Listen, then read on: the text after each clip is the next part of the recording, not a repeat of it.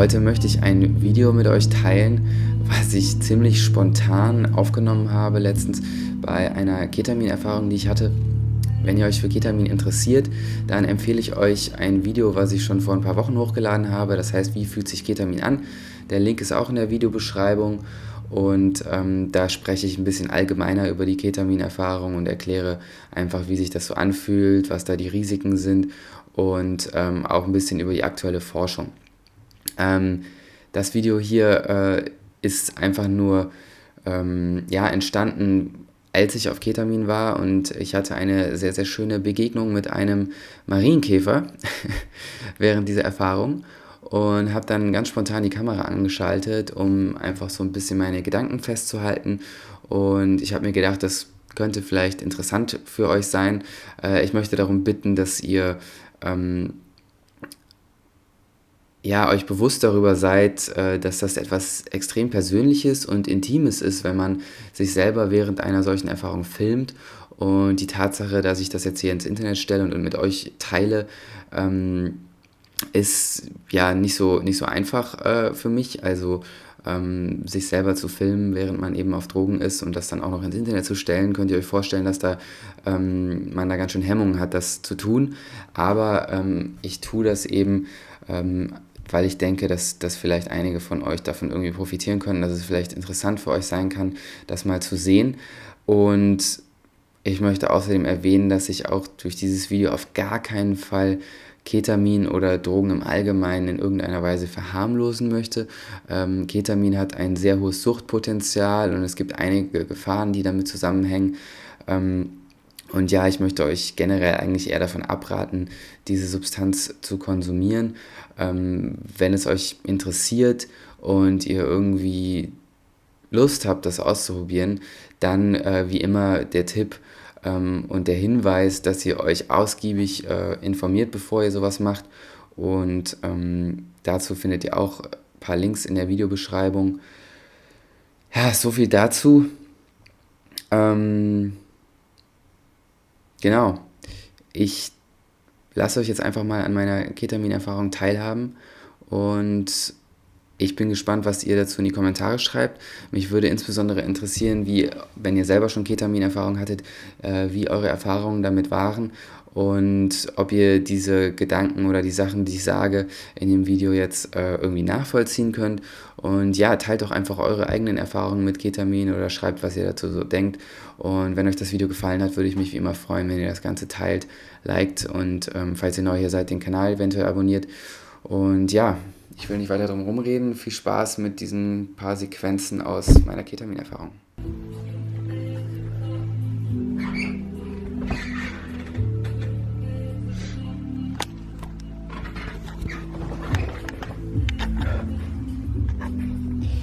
Ja, liebe Leute, ich bin gerade auf Keta und habe mir gedacht, so ein Käfer, der weiß genau, was läuft.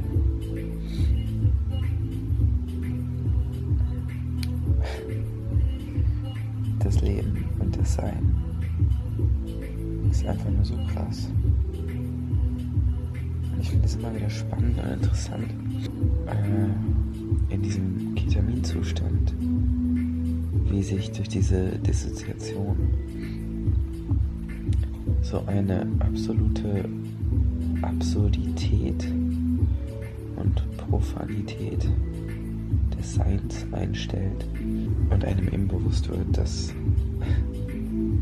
das Leben, alles, was wir hier so machen, die Welt da draußen,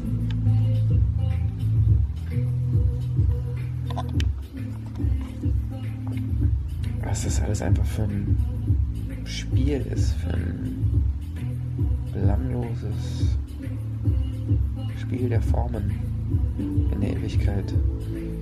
Unser Sein, unsere Präsenz hier, alles, was wir machen in diesem Leben, ist ultimativ relativ unwichtig, gleichzeitig doch so wichtig. Und in diesem Zustand, in dem ich mich gerade befinde,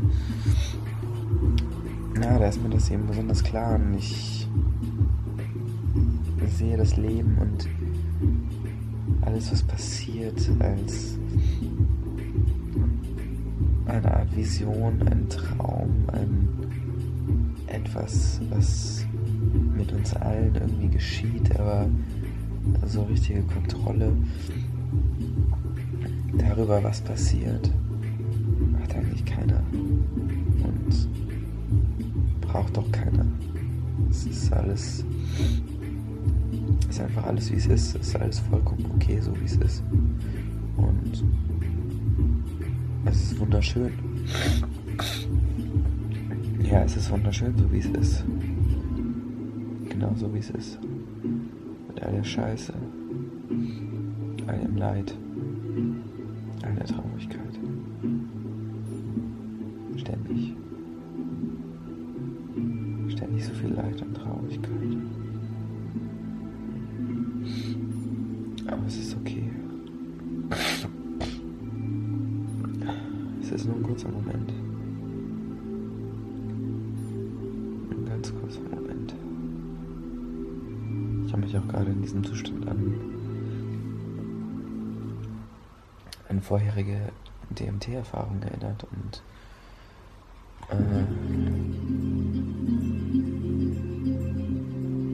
ja, hat mich an meine erste DMT-Erfahrung erinnert und wie das da war, das Gefühl gehabt zu haben, zum ersten Mal zu sehen und zu fühlen, was der Urgrund allen Seins ist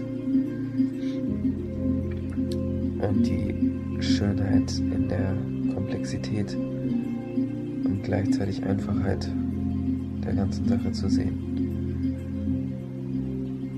Und ja, das war schön, sich daran zu erinnern. Wir sind sowieso eins, verbunden, bis in alle Ewigkeit. Alle, die das hier sehen, alle, die das hier wahrnehmen können, wir sind alle nur ein Traum. Wir sind alle ein großer, verbundener, gegenseitiger Traum. Macht's gut. An alle, die ganz neu auf diesem Kanal hier gelandet sind, für euch möchte ich nur ganz kurz erklären, worum es hier geht, was ich hier mache. Ich spreche in den Videos hier über meine persönlichen psychedelischen Erfahrungen und teile Aufklärungsvideos und einfach alle möglichen Dinge, die mit dem Thema psychedelische Erfahrungen oder Drogenerfahrungen allgemein zu tun haben. Und ich tue das nicht, weil ich Drogen irgendwie verharmlosen möchte oder weil ich jeden dazu auffordern möchte, jetzt Drogen auszuprobieren, sondern weil ich der Meinung bin, dass es wichtig ist, sinnvolle Aufklärung zu diesem Thema zu machen, anstatt das Ganze einfach nur zu verteufeln. Außerdem glaube ich, dass es total schadhaft für Konsumenten von illegalen Drogen ist, dass sie dafür stigmatisiert werden, dass das Thema tabuisiert ist, dass man nicht so einfach darüber in der Öffentlichkeit sprechen kann. Und deswegen präsentiere ich mich hier ganz öffentlich und spreche darüber, damit die Leute sehen, dass wenn man Drogen konsumiert, man nicht gleich irgendwie Probleme damit bekommt oder in einer Abhängigkeit landet. Und dadurch möchte ich eben auch versuchen, andere vielleicht dazu zu motivieren, auch offen darüber zu sprechen. Genau, wenn ihr mein Projekt Hyperraum irgendwie unterstützen möchtet, wenn ihr gut findet, was ich hier so mache, dann schaut doch mal die Links in der Videobeschreibung an. Ihr könnt mich mit monatlichen oder mit einmaligen Spenden unterstützen oder ihr könnt auch meinen T-Shirt-Shop besuchen. Da findet ihr Designs, die ich selber gemacht habe. Die meisten Designs sind inspiriert durch Drogenerfahrungen. Und ja, ich würde mich sehr freuen, wenn ihr da einfach mal vorbeischaut und mich eventuell unterstützt, weil je mehr Unterstützung ich hier bekomme, desto mehr Arbeit kann ich auch in dieses Projekt stecken und mir persönlich ist das besonders wichtig. Mir liegt das total am Herzen, diese Videos hier mit euch zu teilen und ja, ich hoffe, ich kann das auch in Zukunft mit so viel Motivation und auch so viel Zeit einfach weitermachen.